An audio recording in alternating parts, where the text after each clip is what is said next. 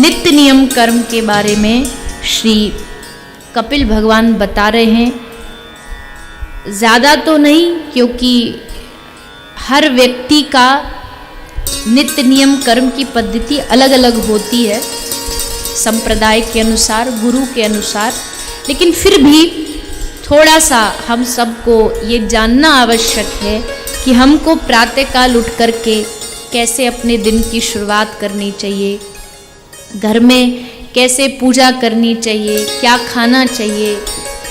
इन सब विषयों पर चर्चा करते हुए कहते हैं श्री कपिल भगवान, हर व्यक्ति जब सुबह जागता है, मैंने कल भी कहा था कि जब आप सुबह प्रातःकाल जागें तो सुबह उठ करके एक बार भगवान को अवश्य उनको स्मरण करें, उनको याद करें। सुबह उठे, सुबह उठ करके अपने हृदय में जो ठाकुर विराजमान हैं, जो भगवान हमारे चित्त में बैठे हैं, उन भगवान का दर्शन करें, उनको प्रणाम करें और फिर पृथ्वी पर, धरती पर पांव रखने से पहले माता पृथ्वी को प्रणाम करें, क्योंकि पृथ्वी माँ का स्वरूप है और हम इस पृथ्वी पर बहुत सारे पाप कर्म करते हैं, पृथ्वी को कष्ट देते हैं, मलमूत्र त्यागते हैं। इसलिए सुबह उठ करके माता पृथ्वी को प्रणाम करना चाहिए, क्षमा मांगनी चाहिए कि हे माँ, हम आपके ऊपर चरण रखेंगे, उसके पैर रखेंगे, उसके लिए हम आपसे क्षमा चाहते हैं। क्षमा प्रार्थना मांगे, प्रणाम करें, फिर स्नान आदि करें। सुबह उठ के सबसे पहला कार्य व्यक्ति को स्नान करना चाहिए, बाकी सब काम बाद में। सबसे पहले उठ के शौचादि से निवृत्त होकर के स्नान संध्या आदि करें। स्नान करने के पश्चात अपने घर में, सबके घर में एक मंदिर अवश्य होना चाहिए।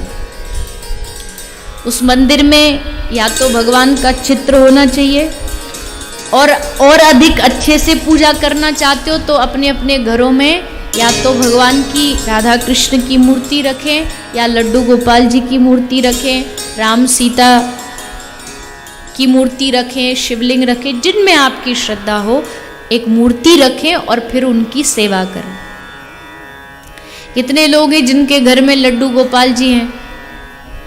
हाथ उठा के बताइए। बहुत लोग के घर में। तो सुबह उठ कर के लड्डू गोपाल जी को या जो भी मूर्ति घर में हो, पहले उनको स्नान कराइए। उनको स्नान के पश्चात अच्छे अच्छे वस्त्र पहनाइए।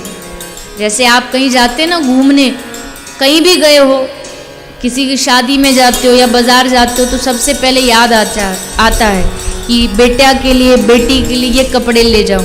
तो वैसे ठाकुर जी के लिए भी याद आना चाहिए। कहीं कोई नया त्योहार है तो अपने भगवान के लिए अच्छे अच्छे कपड़े लेके आए, उनको सुंदर सुंदर वस्त्र पहनाएं, मुकुट पहनाएं, उनका श्रृंगार करें और फिर ठाकुर जी को चंदन लगाएं।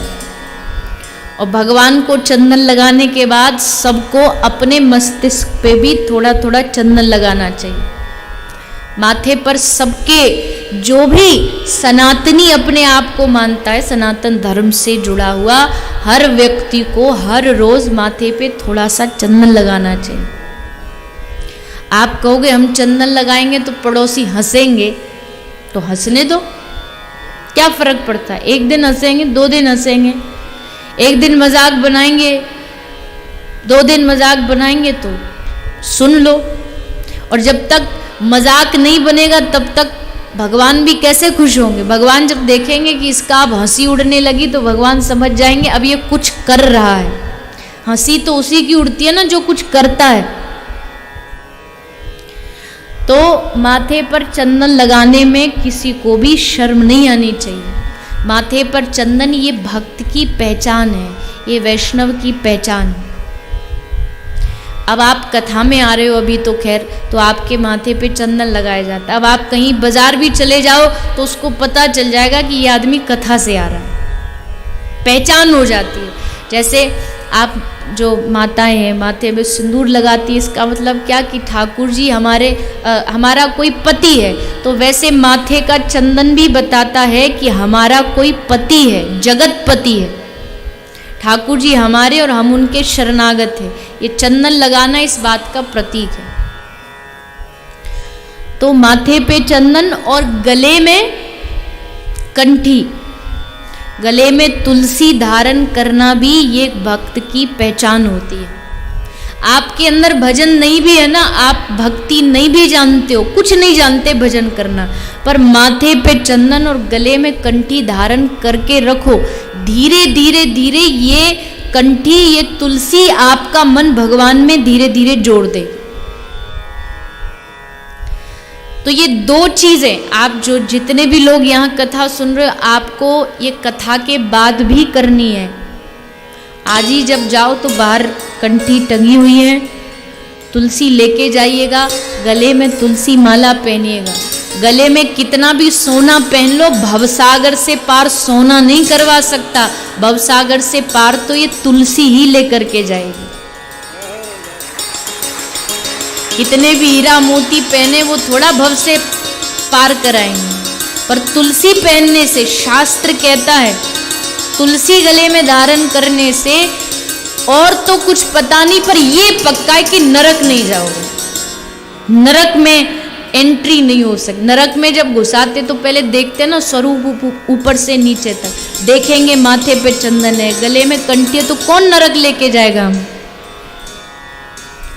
तो गले में मैं चाहती हूँ आप सब जितने भी आप लोग श्रोता हैं, कल से अधिक लोगों के गले में कंठी दिखनी चाहिए। अब इसमें गांव में क्या होता है, माताओं को थोड़ा सा भ्रमित कर दिया जाता है, थोड़ा बहका दिया जाता है। अरे सौभाग्यवती महिलाएं, विवाहित महिलाएं कंठी नहीं पहनती, ये नहीं होता, वो नहीं होता, और मैयाएं बड़ी जल्दी मान लेती। अरे किस शास्त्र में लिखा है कि विवाहित महिला कंठी नहीं पहन सकती? विवाहित महिला हनुमान जी का भजन नहीं कर सकती, ये नहीं कर सकती, एकादशी नहीं कर सकती, न जाने क्या क्या नियम हम बना देते, पर ये शास्त्र में कहीं नहीं लिखा। ये बस मन गढ़ंत बातें जो सब आपस में ही हम चलाते हैं और बेकार में उनको मानते हैं। कोई पाप नहीं लगने वाला, कोई अशुद्धता नहीं होने वाली, जबकि गले में कंठी पहनने से पूरा शरीर शुद्ध हो जाता है। इतनी पवित्र होती है तुलसी। तो गले में कंठी पहनेंगे, माथे पर चंदन लगाएंगे, ये दो चीज आप सबको करनी है। सुबह उठ के चंदन लगाएं, उसके बाद भगवान की आरती करें। आरती करने के बाद भगवान को भोग लगाना चाहिए। जैसे आपने अभी बताया सबके घर लड्डू गोपाल जी हैं, तो सबको अपने लड्डू गोपाल जी का रोज भोग लगाना चाहिए। क्या भोग लगाना चाहिए? जो आप घर में भोजन बनाते हो वो भोग लगाना चाहिए। अब भोग किस चीज का लग सकता है, वैसा भोजन घर में बनाइए। सात्विक भोजन बनाइए। आप जो भी भोजन प्रसाद अपने घर में बनाते हैं, चावल दाल रोटी सब्जी, उसको खाने से पहले एक तो पहली रोटी गाय को समर्पित करिए, और बाकी घर का जब भोजन बने तो उसको भगवान को भोग लगाएं, फिर घर वालों को परोसें। अब भोग लगाने के लिए थोड़ा सा बस ये ध्यान रखना चाहिए कि उसमें प्याज लहसुन ना हो, क्योंकि वो भगवान को अर्पित नहीं होता है। प्रयास करें कि आप भी थोड़ा थोड़ा अगर इससे दूर रहेंगे तो आप तामसिक आहार से दूर रह सकते हैं।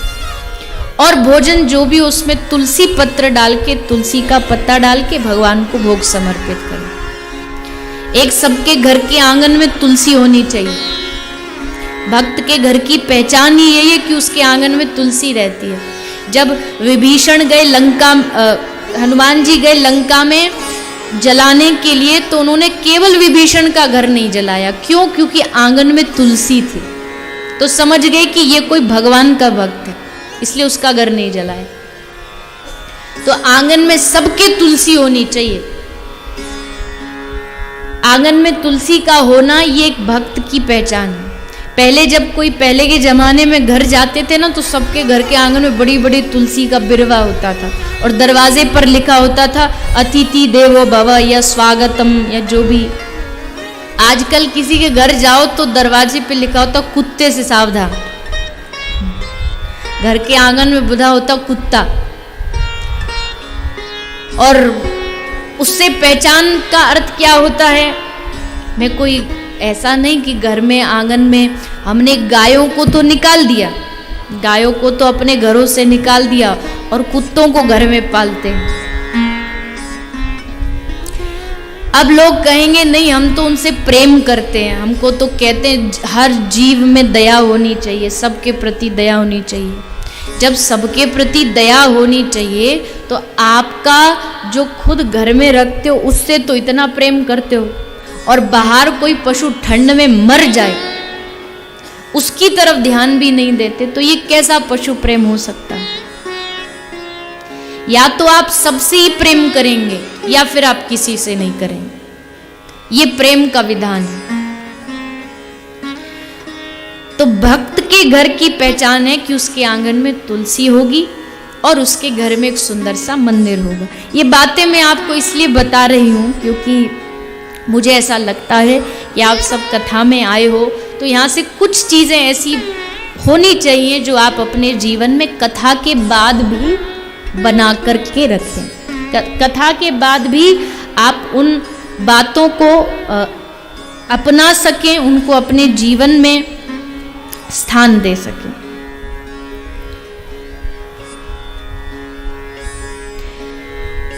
तो इस प्रकार श्री सुखदेव जी राजा श्री कपिल भगवान अपनी माता को इस नित्य नियम कर्म के बारे में बता रहे हैं।